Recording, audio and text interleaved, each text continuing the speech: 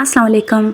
आज हम fort William college के अहम मुसन्निफ़ीन मौलवी इकराम अली, बेनी जहां नारायण और मिर्ज़ा लुत्फ़ अली के बारे में बात करेंगे। पहला नाम है मौलवी इकराम अली। तारुफ देखें, इनकी पैदाइश सीतापुर में हुई। वालिद शेख एहसान अली इनका नाम था। ये एक मरूफ हकीम थे। 9 साल के थे जब ये घर से निकल गए। सीतापुर, खैराबाद और दिल्ली में इन्होंने तालीम हासिल की। फिर तालीम की तकमील के लिए कलकत्ता में ये मदरसा आलिया कलकत्ता गए। यहाँ पर इस मदरसे में इनके रिश्ते के एक भाई थे मौलवी तराब अली।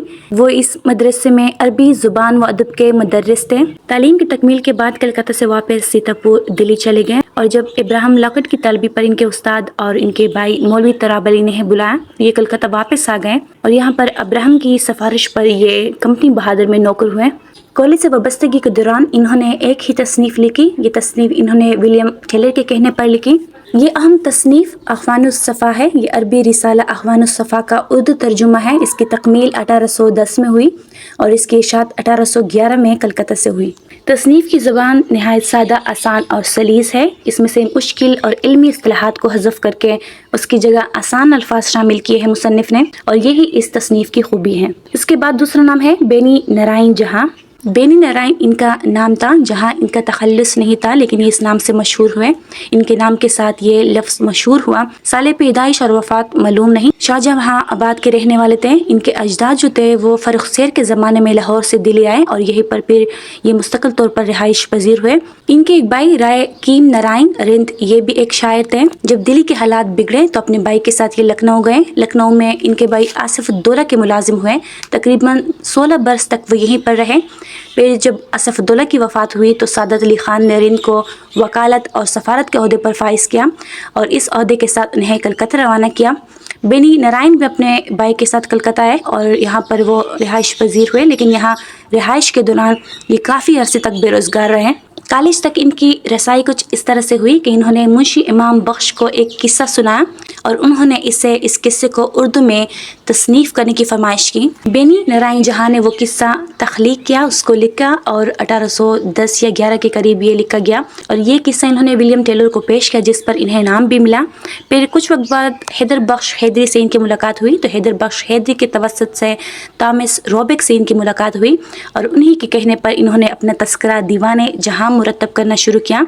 इनकी अहम तसनीफ़ अगर देखें तो पहली तसनीफ़ है चार गुलशन, जो कि 1810 या 11 में लिखी गई।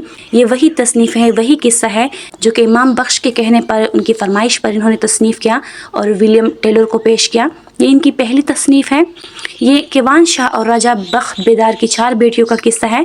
इसके बाद बहार इश्क, ये तसनीफ़ मौजूद नहीं है। इन्होंने अपनी एक और तसनीफ़ नौबहार के दबाचे में इसका जिक्र किया है। किस्से के बारे में कयास किया जाता है कि राजा जयपाल की बेटी दिलरुबा और एक ब्राह्मण लड़के दिलाराम की इश्क की दास्तान है और ये किस्सा जो है कॉलेज के लिए नहीं लिखा गया, ना ही कॉलेज से ये कभी शाया हुआ, बल्कि ये आम क़ारीन के लिए लिखा गया था। फिर दीवाने जहां 1812 में इसको तख्लीक किया।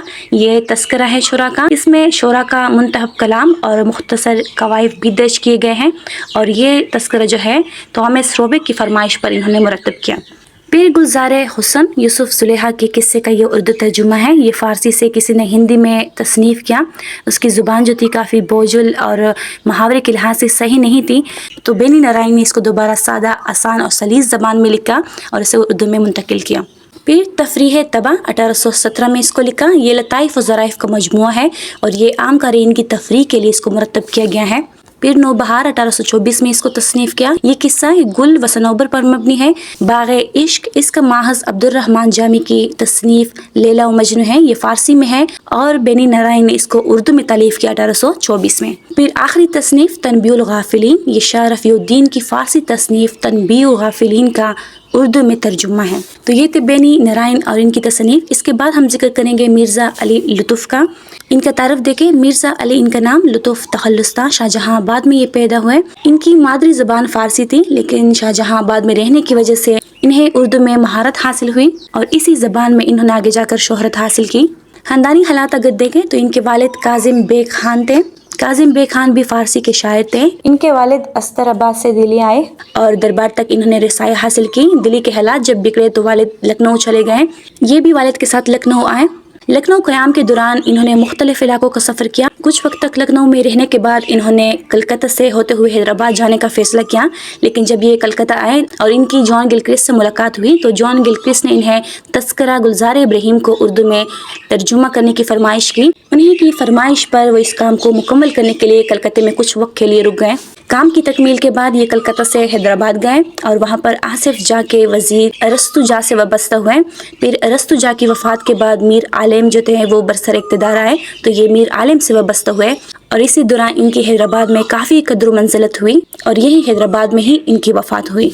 इनकी अहम तसनीफ़ अगर देखें, तस्करा गुलशन हिंद ये अली इब्राहिम खलील के तस्करे गुलजार इब्राहिम का उर्दू में तर्जुमा है, जो कि जॉन गिलक्रिस्ट की फरमाइश पर इन्होंने मुकम्मल किया तकरीबन 1801 में और इसका नाम इन्होंने गुलशन हिंद रखा। फिर निरंगे इश्क ये मसनवी है। ये मसनवी गुलशन हिंद में इन्होंने शामिल की। जब इन्होंने गुलशन हिंद में अपना तारुफ पेश किया तो अपने तारुफ के साथ ही इन्होंने अपने कलाम का इंतहाब भी इसमें शामिल किया और साथ ही मसनवी भी इन्होंने गुलशन हिंद में शामिल की। तो ये थे हमारे पास आज के फोर्ट विलियम कॉलेज के अहम मुसन्निफीन। आज के लिए इतना ही। आगे की वीडियो में हम आगे की तारीख पेश करेंगे। तब तक के लिए अल्लाह हाफ़िज़।